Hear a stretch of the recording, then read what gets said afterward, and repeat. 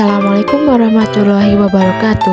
Hai, kembali lagi dengan saya. Nah, kali ini kita akan membahas tentang perlawanan terhadap kolonialisme dan imperialisme. Sebelum kita membahas materi, kita akan mengetahui dulu tujuan pembelajaran dari materi tersebut. Yang pertama adalah kita akan memahami perlawanan terhadap kolonialisme dan imperialisme, dan yang kedua yaitu memahami perlawanan kongsi dagang. Perlawanan terhadap kolonialisme dan imperialisme. Perlawanan yang dilakukan bangsa Indonesia tersebut dibagi ke dalam dua periode. Yang pertama ada perlawanan sebelum tahun 1800 yang dilakukan oleh bangsa Indonesia terhadap kongsi dagang Portugis dan kongsi dagang Belanda atau disebut dengan VOC. Dan yang kedua ada perlawanan setelah tahun 1800 ditujukan pada kolonialisme Belanda atau disebut dengan boneka Prancis dan kolonial Hindia Belanda. Yang pertama ada perlawanan kongsi dagang.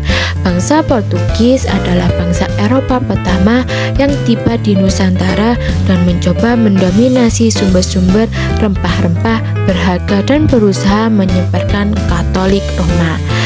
Dan juga dengan tindakan VOC yang terus berusaha memperluas pengaruh monopolinya, hal demikian itu tidak disukai oleh para penguasa Indonesia dan juga rakyatnya. Akibatnya terjadilah perlawanan secara sporadis di berbagai tempat. Kesultanan Demak melawan Portugis. Dominasi Portugis di Malaka telah merugikan kegiatan perdagangan orang-orang Islam. Oleh karena itu, Sultan Demak, Raden Fatah, mengirim pasukannya di bawah pimpinan Adipati Unus untuk menyerangnya di Malaka. Adipati Unus melancarkan serangannya pada tahun 1512 dan 1513. Pada tahun 1527, pada masa pemerintahan Sultan Trenggana, pasukan Demak melancarkan serangan terhadap loji Portugis yang berada di Sunda Kelapa. Di bawah pimpinan Fathahillah yang dibantu Maulana Hasanuddin, putra Sunan Gunung Jati, tentara Demak berhasil mengusir Portugis dari Sunda Kelapa. Kemudian nama Sunda Kelapa diubah menjadi Jayakarta. Selanjutnya ada perlawanan Kesultanan Aceh. Sejak Portugis dapat menguasai Malaka, Kesultanan Aceh merupakan saingan terberat dalam dunia perdagangan. Para pedagang Muslim segera mengalihkan kegiatan perdagangannya ke Kesultanan Aceh. Keadaan ini tentu saja sangat merugikan Portugis secara ekonomis, karena Aceh kemudian tumbuh menjadi kerajaan maritim yang sangat maju. Melihat kemajuan Aceh, Portugis berusaha menghancurkannya, misalnya dengan menghalangi orang-orang Aceh untuk berdagang, melayang ke Laut Merah, dan melakukan monopoli perdagangan. Kesultanan Aceh berusaha mempertahankan diri dengan cara menjalin hubungan baik dengan Turki, Persia, dan Gujarat India, dan menerima bantuan berupa kapal bersenjata. Kemudian Aceh melakukan perlawanan ke Portugis.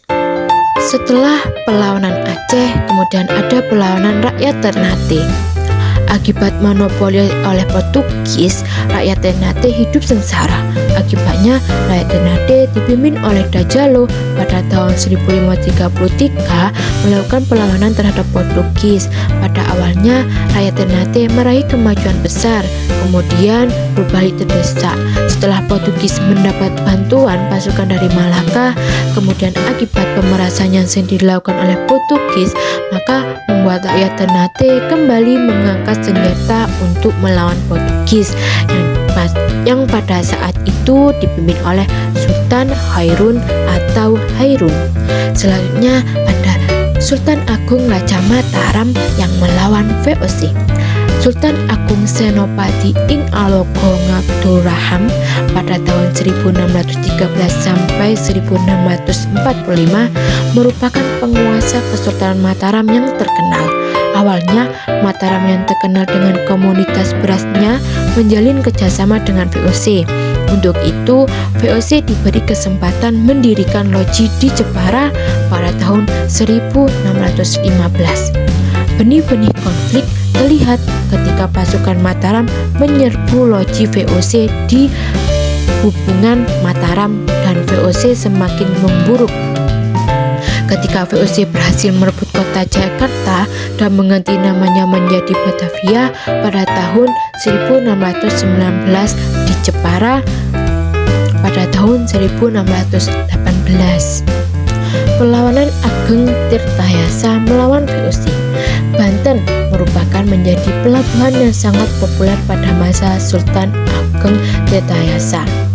Pada tahun 1650 Masehi, kepopuleran itu menarik VOC yang sangat telah menduduki Batavia untuk menguasai Banten. Untuk itu, VOC sering memblokade dan mengganggu kapal dagang dari Tiongkok, kemudian Maluku yang akan menuju Banten. VOC berupaya memonopoli perdagangan di kawasan pesisir Jawa. Rakyat Banten dipimpin Sultan Ageng Tirtayasa pada tahun 1651 sampai 1682. Tentu saja hal itu menentang dan melawannya. Perlawanan yang terakhir adalah Sultan Hasanuddin melawan VOC. Peperangan pertama antara VOC dan Kerajaan Makassar dipicu oleh peristiwa Enkuisen. Peristiwa itu diawali ketika Kesultanan Makassar menolak permintaan monopoli oleh VOC. Akibatnya VOC melawan beberapa bangsawan Makassar di kapal Enkuisen. Perang besar VOC melawan Kesultanan Makassar dikenal sebagai Perang Makassar yang berlangsung pada kurun waktu 1660 sampai 1669. Sultan Hasanuddin memimpin pasukan Makassar dengan daya juang yang tinggi, sampai-sampai orang-orang VOC menyebutnya dengan The Hadjes van het Oosten atau ayam jantan dari timur.